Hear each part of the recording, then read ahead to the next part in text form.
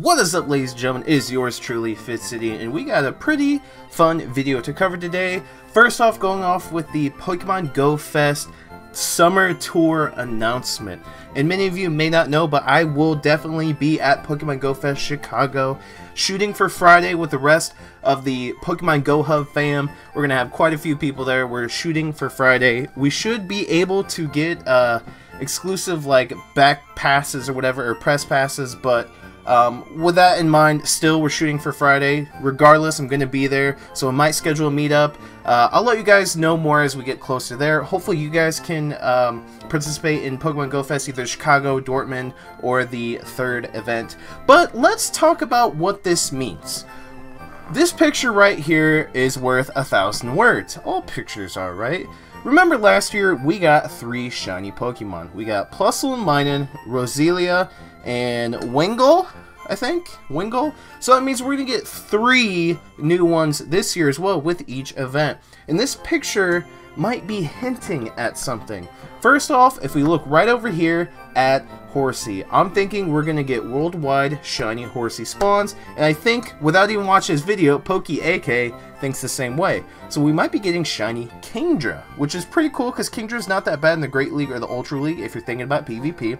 And it's a decent Pokemon overall. It's got decent stats. And I think having a shiny Kingdra would be really cool and a really fun shiny hunt to do because the shiny rates are kind of elevated. People can go out after them. But having Horsey on this page doesn't really make sense otherwise. It's not a rare spawn. People don't struggle to get it. It used to hatch in eggs a lot. So I'm almost basically guaranteeing that we're going to get a shiny Horsey during one of these events.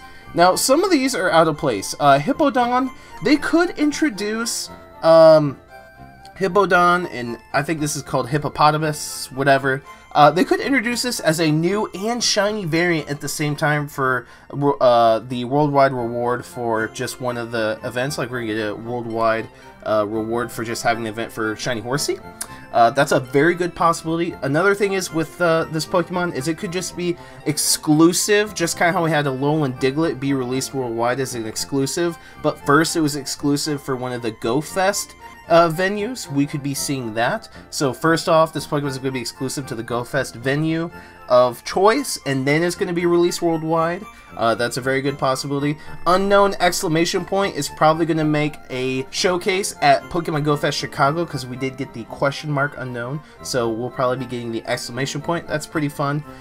One thing that's weird is Shiny Haunter, or not just Shiny Haunter, Haunter in general. What's it doing there? Are we going to have increased rates of Ghastly spawns for a possible Shiny? Because Shiny Ghastly is like God tier level for Shiny, so you never know. I think Routes is just hinting that we're going to get a Routes Community Day. We know it's only a matter of time. Same thing with Turtwig.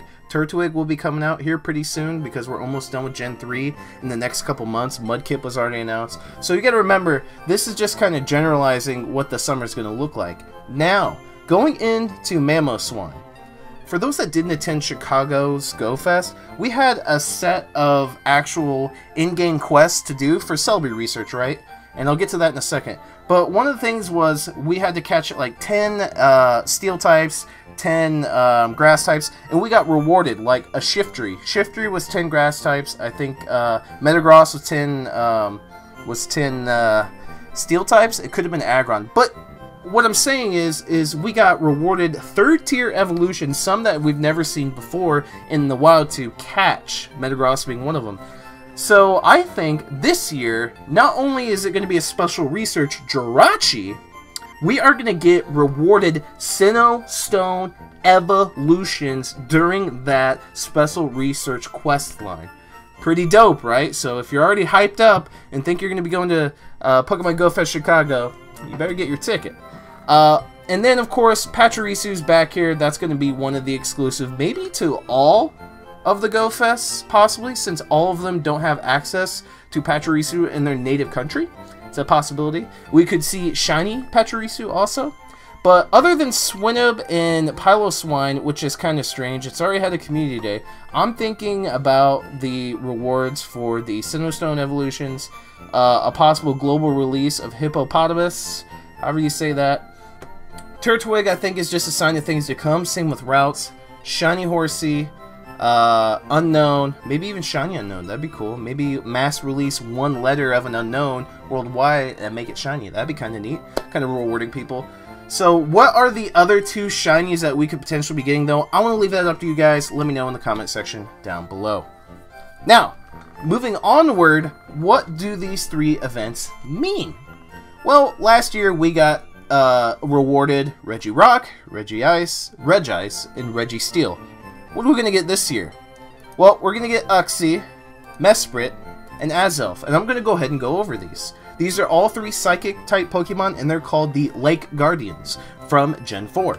And they are going to switch some things up. They're all Psychic, like I said, and they're pretty good Pokemon. Uxie's going to be quite the staple in the Ultra League, maybe even the Great League, depending on how low the CP can get.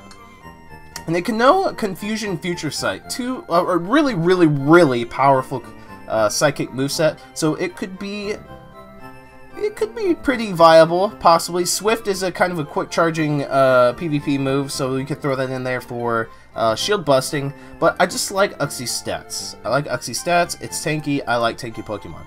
Now, if you look at Mesprit, which I think looks ridiculous, to be honest. This is my least favorite, the looks. But I don't care about looks too much because look at those stats. Holy cow. It kind of reminds you of Speed Form Deoxys. It's the most well-rounded. So, of course, these stats don't lie like those hips don't lie, you know what I'm saying? Let's look at the moves, because they each have kind of a unique moveset. Uxie was Thunder, this one's Blizzard, and then, of course, you've got that devastating Confusion Psychic. This Pokemon could be decent in the Master League or the Ultra League.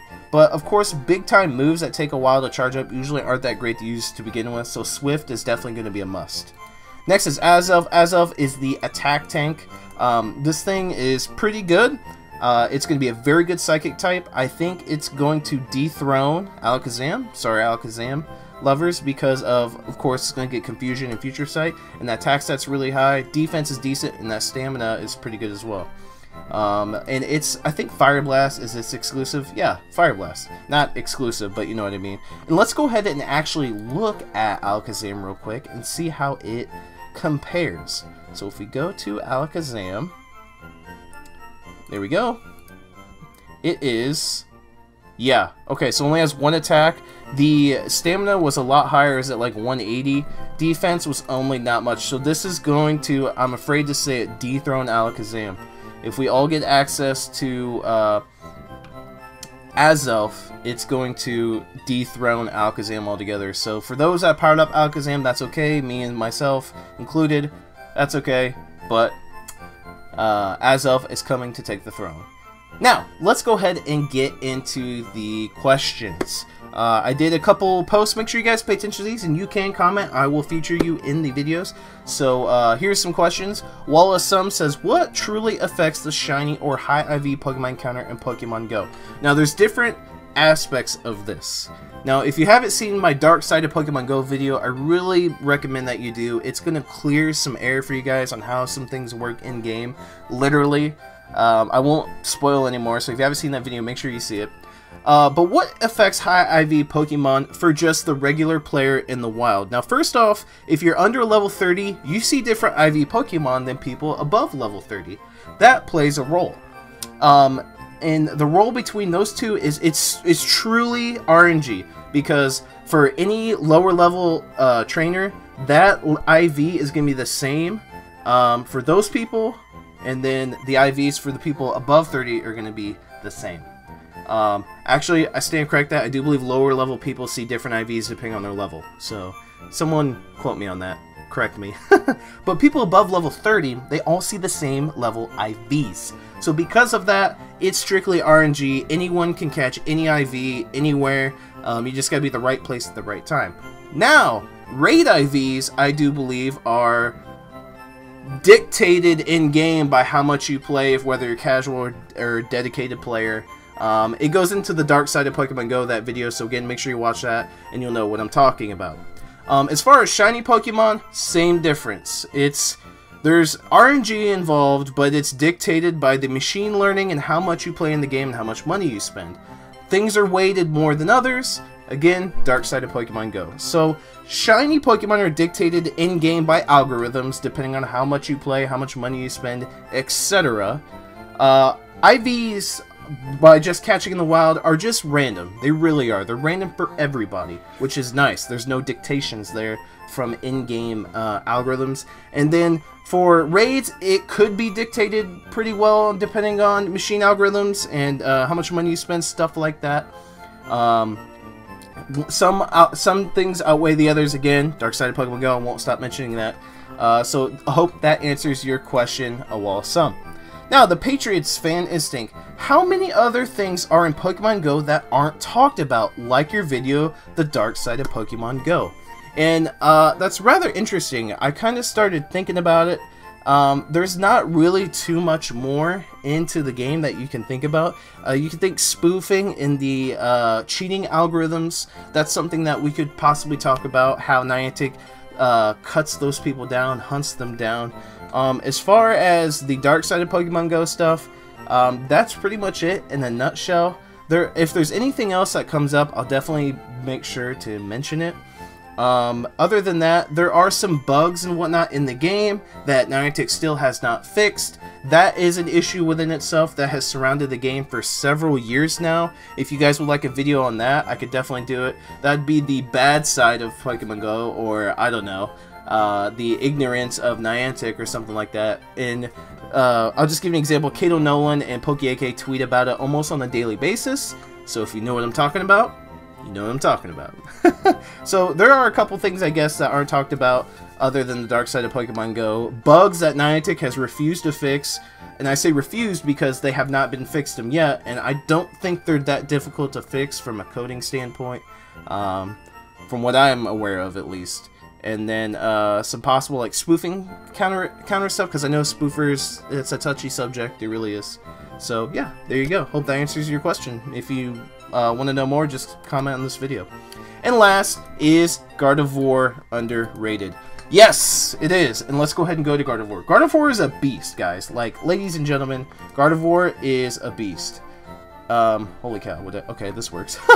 Okay, so Gardevoir, 237 attack, not bad. 195 defense, not bad. Because remember, Gardevoir's stats changed just like all the other Pokemon's stats changed in a few months back, and it changed for the better. It's got a nice defense, and it's got a nice stamina. It's weak to Ghost, Poison, and Steel, so that's only 3 typings. But the moves is what's interesting. The moves are pretty good, and they're decent for PvP too. Charge Beam is a really good PvP move with Shadow Ball. You couple that with Shadow Ball, you're talking about destroying Pokemon like Mewtwo, Metagross, Lugia. Like, you could definitely destroy Lugia with Gardevoir. Like, those are 3 common Pokemon you can find in the Master League, and your Gardevoir will make quick work of them. Because surprisingly, and I'm always going to be surprised by it, Shadow Ball is extremely quick charging with a good fast move in PvP. It's kind of crazy to think about, but Shadow Ball charges up quicker than some of the best PvP moves in the game. It's kind of interesting. But as far as a raid standpoint, Confusion and Psychic, or maybe even Dazzling Gleam, it does come in handy in certain situations. Like, I would use Gardevoir with Confusion and Dazzling Gleam in cloudy weather against like Machamp raids, because you got to remember Gardevoir like quad resists fighting or something like that. Yeah, it's ridiculous. So there are some situations where Gardevoir is the OG. Like, it is the one you want to use. And Gallade, I know this question wasn't asked, but Gallade is pretty good too. Same stats, you go to the moves, and it's actually pretty good. So we'll go ahead and go to the moves here. Low kick, close combat, not that great of a fighting moveset, but when it comes to PvP, low kick coupled with Leaf Blade is insane. Leaf Blade is an insane PvP move. And it covers water, rock, ground. Where are some Pokemon you could beat in the Master League? Kyogre, Rhyperior, and Groudon. See?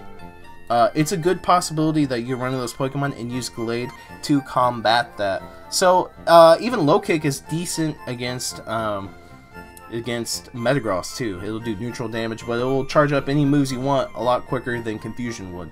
So there you guys have it. There is the video for today. Hope you guys enjoyed it. If you did, smash that like button. Again, leave a comment in the comment section down below. Subscribe if you haven't done so already. I'm excited for this summer. I'm excited for Pokemon Go Fest. It is always the funnest time of the year. I greatly enjoy the atmosphere and being at Go Fest. It's probably my most favorite time of the year in general, because you're with friends and family and everybody's all around walking, playing the game with ridiculous spawns, and they all have a smile on their face. That's where the boy Fit City. I'm signing off. See you guys in the next Pokemon Go video.